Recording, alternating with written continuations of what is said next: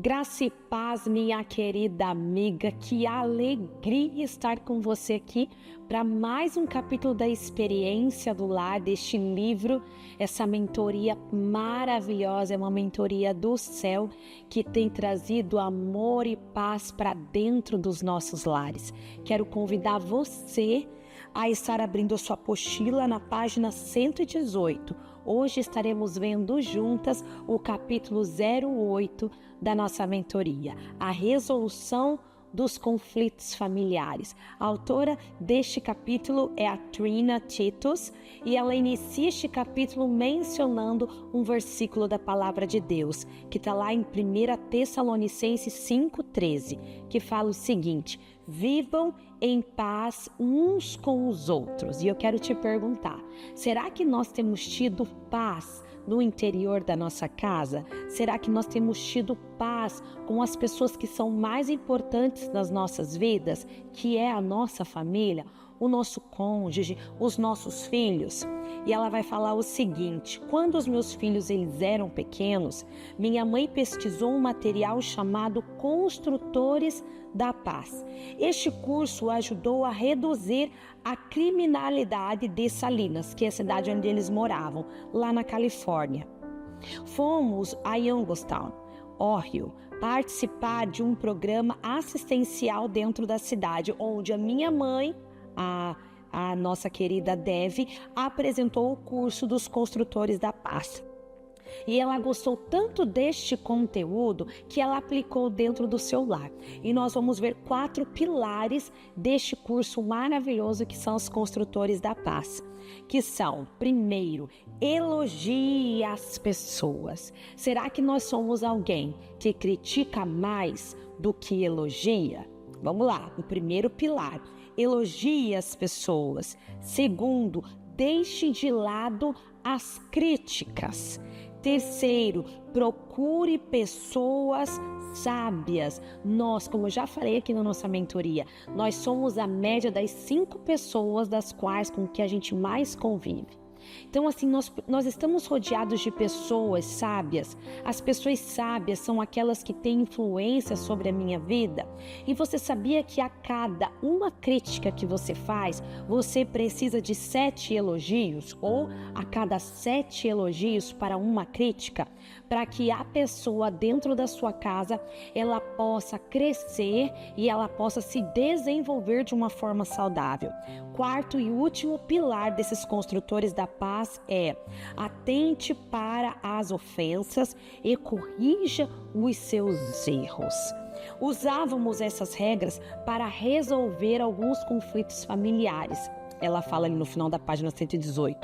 Entender os diferentes tipos de personalidade dos membros da sua família pode impactar positivamente a capacidade de resolver os conflitos em casa. E aí você vai entender, por exemplo, aqui na minha casa tenho eu, a Joana, tenho o Marlon, meu esposo, o João Elias, o caçulinho, a Ana Clara, minha do meio, e a Maria Gabriela, minha primogênita. Cada um tem uma forma de amar e tem uma forma de sentir amado. Cada um tem uma personalidade.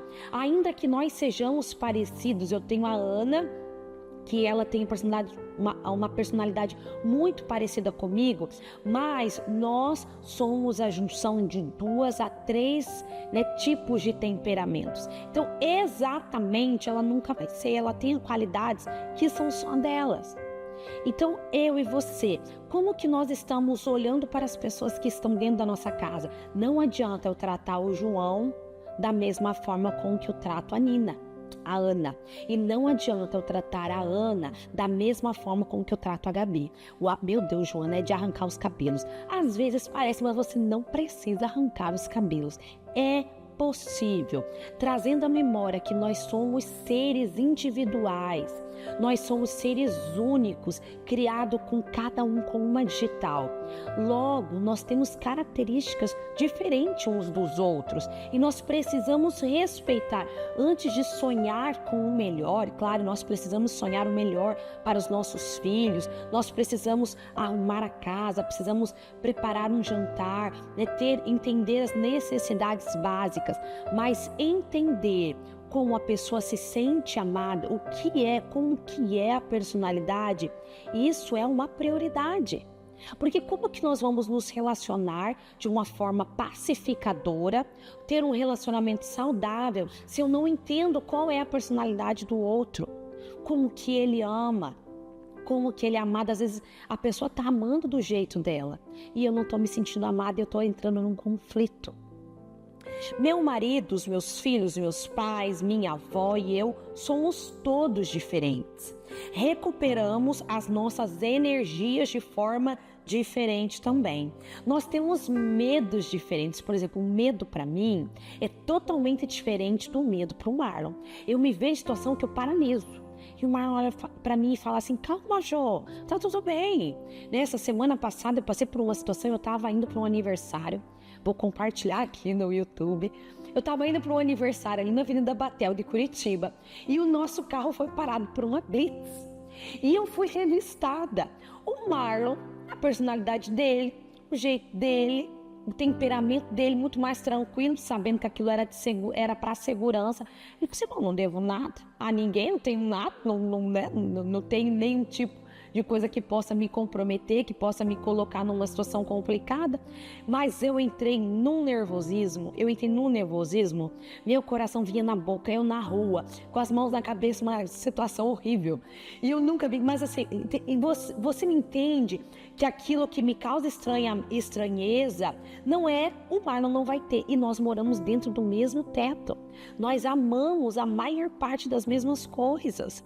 Nós nos amamos, nós temos a mesma visão para vários sonhos, mas nós reagimos diferente em determinadas situações. E tá tudo bem se um filho reagir diferente de um outro filho. Só que nós criamos da mesma forma.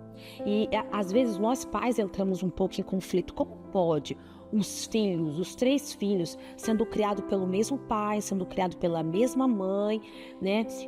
Com oportunidades muito parecidas, talvez não idênticas por causa de acordo com o tempo da nossa vida, eles vão responder de diferentes formas, né? Nas diferentes situações. Por quê? Porque são pessoas diferentes.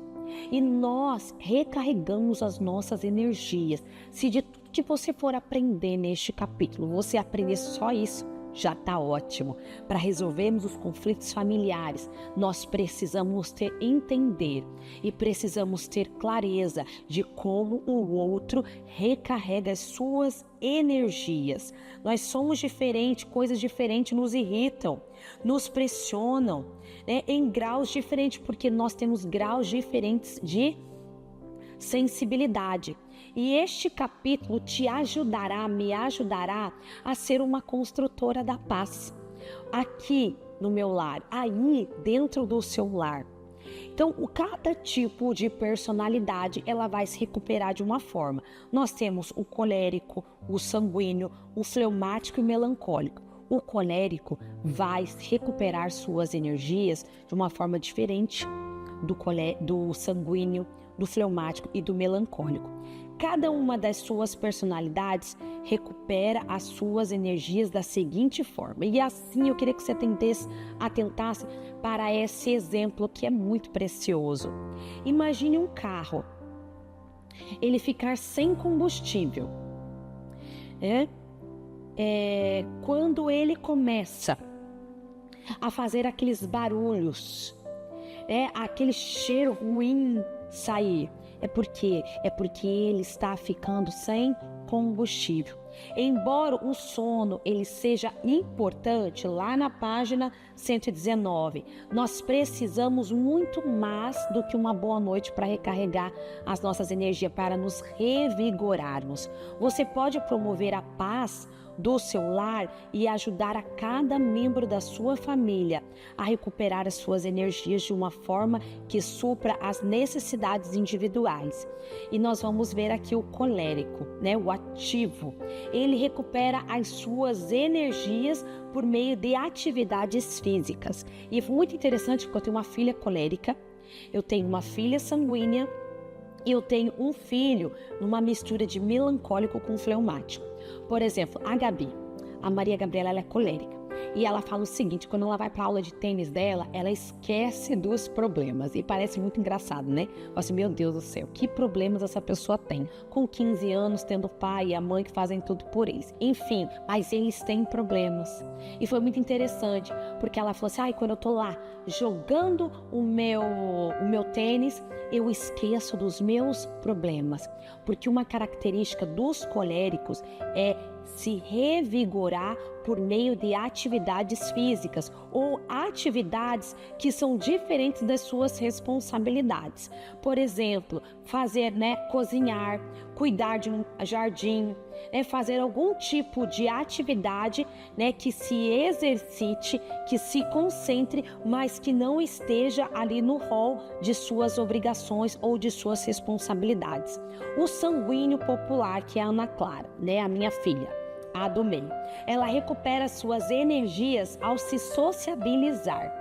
Ela revigora-se quando ela tem a oportunidade de interagir com outras pessoas, almoçar com um amigo, conversar no telefone ou dar uma festa, estar no meio das pessoas, estar com uma amiga no shopping, com um grupo de amigos.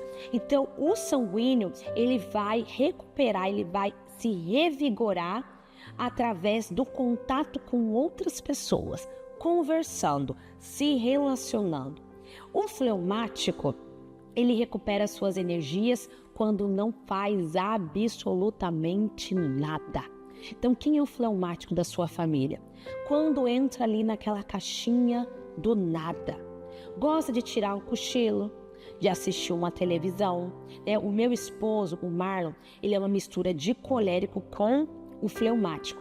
Então ele chega em casa às vezes à noite, ele fala assim, amor, hoje o dia foi tão difícil, foi tão agitado, eu quero assistir um pouco de televisão. E ele fica ali, na caixinha do nada, porque ele está recuperando as suas energias. E às vezes você pode estar pensando assim, meu Deus do céu, a pessoa pega, tá ali, não tá me dando atenção, mas ele precisa. É uma forma de sobreviver para nos relacionarmos de forma respeitosa e de uma forma duradoura. Ouvir música e depois disso ele estará novinho em folha. O melancólico perfeito, ele recupera suas energias ao ficar sozinho. Sabe aquele filho que se tranca? Claro, não todos os dias, sempre o dia inteiro. Mas sabe aquele momento que ele fecha a porta? E ele fala, por favor, não entrem. Ou, se vocês entrarem, saiam e deixem a porta fechada. Quem sabe? Quem já está rindo aí do outro lado da telinha? Talvez ele use esse tempo livre para ler, para relaxar, para pensar em nada, para dormir, para escrever alguma coisa ou somente ficar quieto, sentado perto de uma janela, olhando para o nada. Este é um melancólico e é assim, e ele precisa, porque se ele não tiver abastecido como um carro, ele vai começar a fazer barulho, ele vai começar a cheirar mal, e aí entra os conflitos, porque às vezes eu, com uma personalidade, com um temperamento, eu quero que o outro faça o que eu estou fazendo, ou eu me sinto desrespeitado por outro falar que quer ficar sozinho no quarto. Então nós precisamos entender, antes de tudo, que nós somos diferentes uns dos outros e que cada um recupera a sua energia de uma forma. E ela vai falar o seguinte, quando um carro fica sem combustível, ele precisa urgentemente se reabastecer para chegar ao seu destino. De modo semelhante, numa família, quando alguém está com o tanque na reserva, dá para sentir o cheiro dos vapores.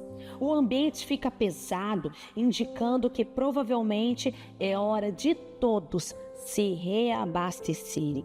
Atente para as ofensas e corrija os erros. E aí, tá fazendo sentido para você?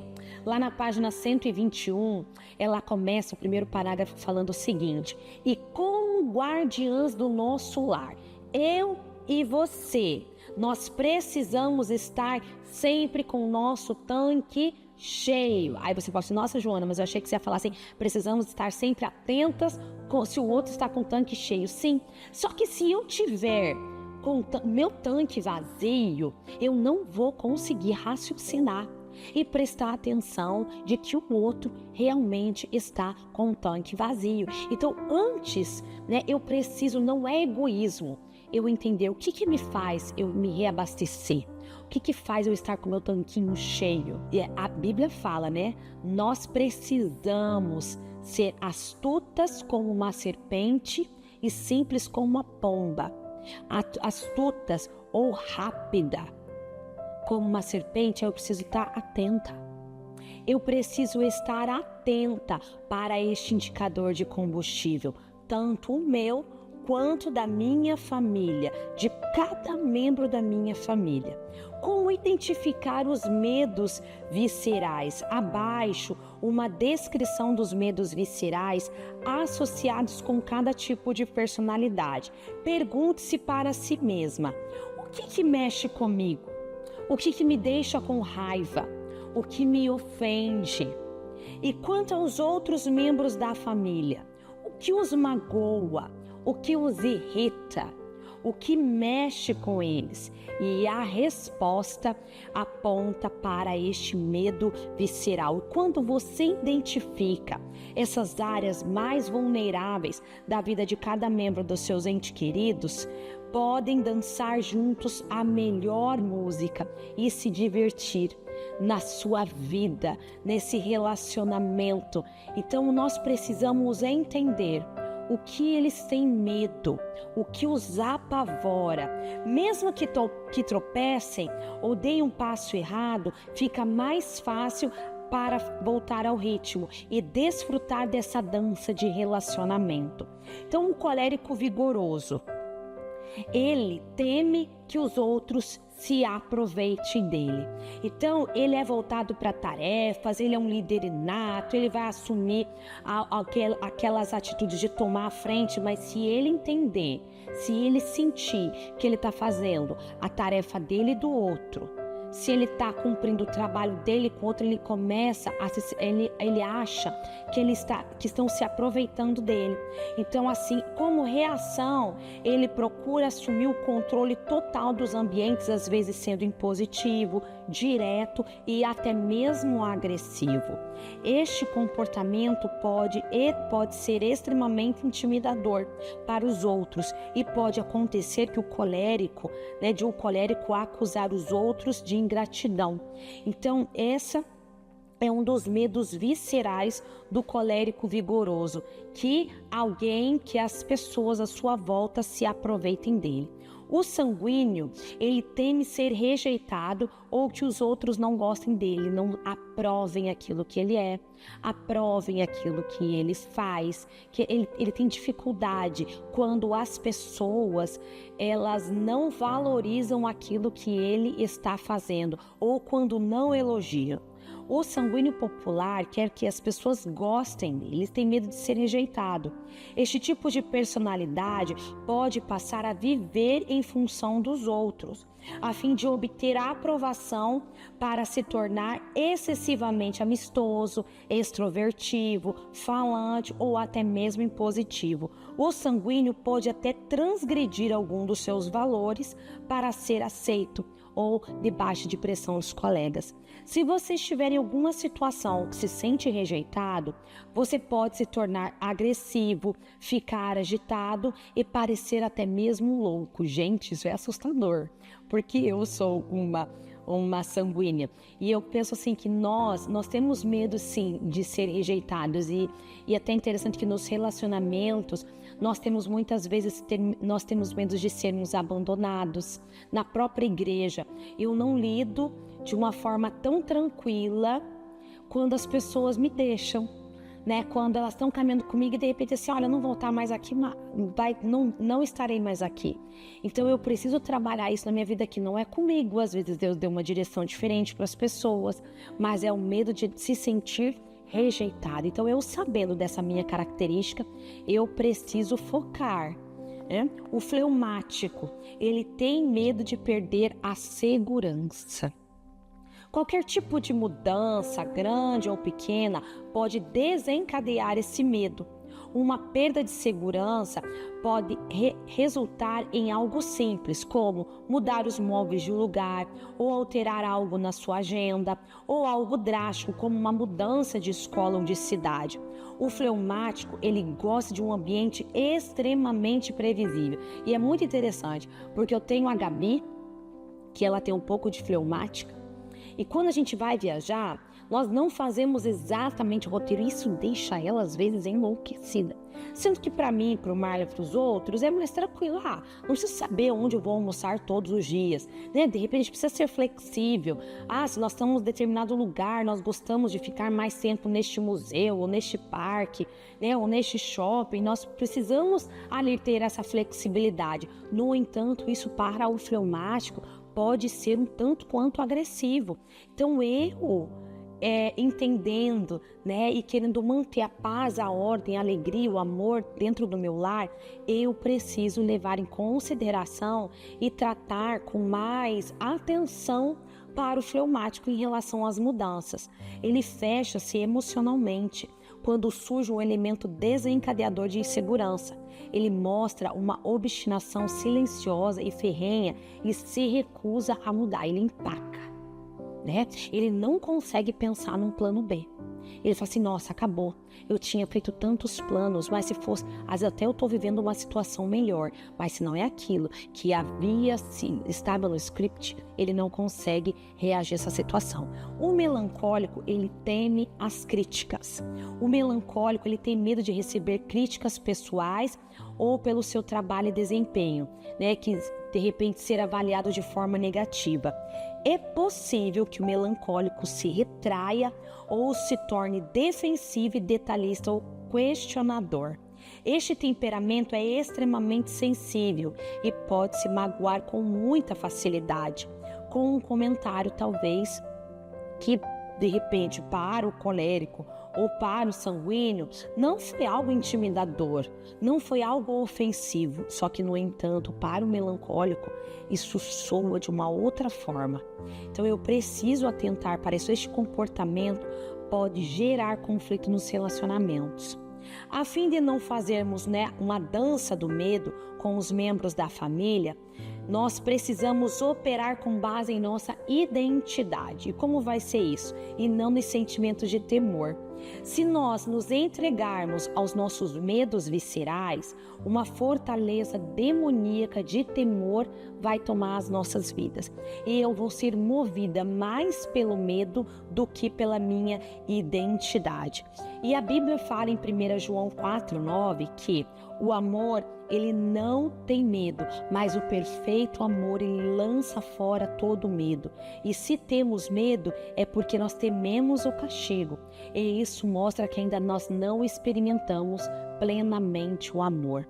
Quando os nossos pensamentos se baseiam no medo, as nossas atitudes, as nossas ações, elas são movidas por medo também. Quando os pensamentos, eles são baseados no amor, nós somos motivados pela nossa identidade e no amor de Cristo. Eu e você, nós temos sido movidas pelo amor ou pelo medo. E é muito interessante que ela vai fazer aqui como que nós nos relacionamos e como a nossa atitude ela implica diretamente, muitas vezes até mesmo a definição da nossa identidade, algumas desordens na nossa vida. Falando agora sobre identidade, sobre ações e sobre sentimentos. A maioria das pessoas tem um sentimento que vai levar a ter uma atitude, uma ação, logo vai definir a identidade desta pessoa. Mas quando nós somos controlados pelo Espírito, quando nós estamos, né, na gestão do Espírito Santo, nós sabemos quem somos, nós sabemos a nossa identidade. Logo, as minhas ações serão de acordo com a minha identidade e isso vai definir os meus sentimentos. Então, eu não sou controlada pelo meu sentimento, eu sou definida pela minha identidade. Quem eu sou? Quem é a Joana? Quem é a Maria? Quem é a Carolina? Quem é a Isadora? Quem é a Fernanda? Né? Quem você é? O que Jesus diz que você é? Eu não posso ser movida pelo meu sentimento. Nós não podemos ser movidos pelos nossos sentimentos dentro do nosso casamento, muitas vezes, porque tem dia que você está com raiva, tem dia que você quer matar o marido, tem dia que você quer que abra um buraco negro e você quer tirar alguém lá dentro. E quantas pessoas das nossas vidas, no nosso trabalho, com os nossos filhos, e nem por isso eu posso ser movida pelos meus sentimentos, porque isso vai atrair uma desgraça na minha vida. Eu não vou conseguir me relacionar com ninguém. Eu preciso ter a gestão do Espírito Santo. As minhas atitudes são definidas com base na minha identidade. O primeiro diagrama, que é sentimento, ações e identidade, né? Nesse primeiro diagrama, você está sendo vítima das suas emoções. Em contrapartida, no segundo diagrama, identidade, ações e sentimentos, nós somos aquilo que nós desejamos ser, a nossa identidade em Cristo. Faça uma lista das qualidades da pessoa que você deseja ser. O que você deseja ser? Você deseja ser fiel, respeitosa, confiável, honrada, estilosa, elegante, bem educada, atenciosa, bondosa, sóbria, leal, divertida, paciente? O que você quer ser? Como você deseja ser conhecida? As suas atitudes, elas precisam estar embasadas na sua identidade. E algumas dicas valiosas vão nos ajudar a nos relacionarmos com diferentes personalidades. Para nos relacionarmos com o colérico, o adulto, você vai precisar evitar as brigas por poder. Se a outra pessoa tem autoridade, sujeite-se a ela. Em contrapartida, as crianças, você precisa definir limites claros, seja direta, seja objetiva. Um adulto colérico evita o enfoque negativo. Os coléricos, eles são voltados para os resultados e eles desejam solução. Não adianta ficar dando muita volta. A gente precisa ser direto e dar uma solução. Compartilhe as ideias e sentimentos. Em contrapartida, as crianças, como que eu vou agir com uma criança colérica? Essa criança, ela pode ser geniosa e ela precisa entender que você é a autoridade e não deixe-se intimidar pelas exigências dela. Traga à tona o talento de liderança e aperfeiçoe isso nela. Relacionar-se com um sanguíneo. Separe tempo para conversar e ficar junto com essa pessoa. Dê atenção, desfrute de um bom bate-papo. Proporcione um ambiente seguro, sem crítica. Seja generosa, elogie, porque ela precisa da sua aceitação.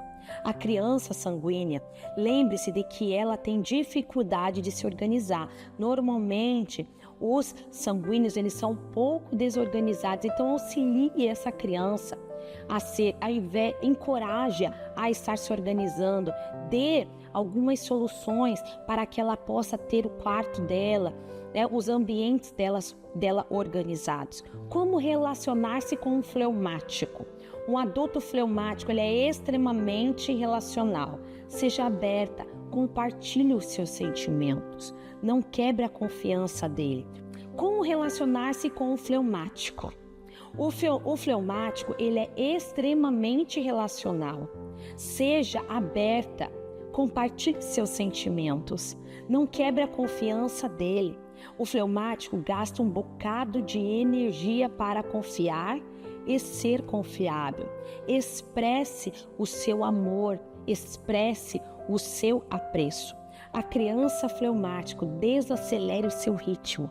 Respeite o ritmo dessa criança fleumática. Dê tempo para ela completar alguma tarefa. A criança fleumática demora a mudar e gosta de rotinas. Respeite essa criança. O melancólico perfeito. Desacelere o seu ritmo e dê tempo para que ela possa pensar, processar as ideias. Forneça detalhes, dados factuais para ajudá-la a absorver as informações. Não a critique. Lembre-se que o melancólico sente as coisas em profundidade e também pode se tornar uma pessoa defensiva. Não pegue o melancólico de surpresa. Esse tipo de personalidade gosta de um ambiente bem previsível. Ele gosta de saber quando vai começar, que horas vai acabar. Ele gosta de saber o tempo para se organizar antes de sair. A criança melancólica. Com este tipo de personalidade, nós vamos ter que ter bastante calma. A gente vai ter que ser mais precisa do tempo para tomar, ele precisa de tempo para tomar decisões e é preciso receber a opinião de alguém que ela respeite. Quem essa criança admira? Quem ela respeita? Então, ela precisa desta opinião. Seja paciente, responda às perguntas detalhadas a fim de ajudá-la a processar informações e identificar os fatos. A criança melancólica, ela precisa do porquê das coisas. E a resolução dos conflitos familiares na sua família. Nós estamos terminando. Lá na página 126, vai falar o seguinte, 1 Pedro 3, 8 e 9. Por fim, tenham todos o mesmo modo de pensar. Sejam cheios de compaixão pelos outros. Amem uns aos outros como irmãos. Mostrem misericórdia e humildade.